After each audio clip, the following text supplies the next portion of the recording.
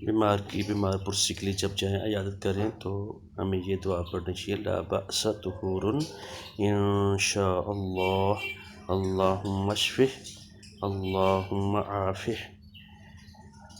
پھر سنیں، لا بأس طہور انشاء اللہ، اللہم اشفہ، اللہم عافہ۔ ویسے تو لفظ ہیں اللہ لا بأس طہور انشاء اللہ، اللہم اشفہ، اللہم عافہ۔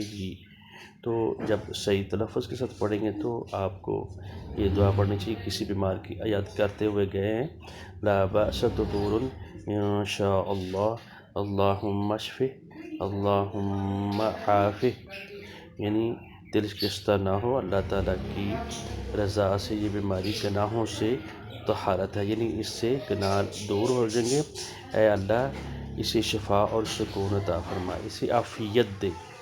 اور یہ مسنون دعاؤں کا یہ سلسلہ جاری ہے، تو ہم چھوٹی چھوٹی دعا اس لیے پڑھتے ہیں آدمی سن بھی لے اور اس کا تلفظ بھی بہتر ہو جائے۔ اللہ تعالیٰ ہم سب کو عمل کی توفیق بھی دے، اور اس میں خالص اللہ تعالیٰ کی توحید ہوتی ہے۔ جب بھی کوئی دعا پڑھیں گے، سنیں گے، اس میں غور کریں گے نا، صرف اور صرف اللہ تعالیٰ سے ڈائریکٹ بندہ بات کر رہا ہوتا ہے۔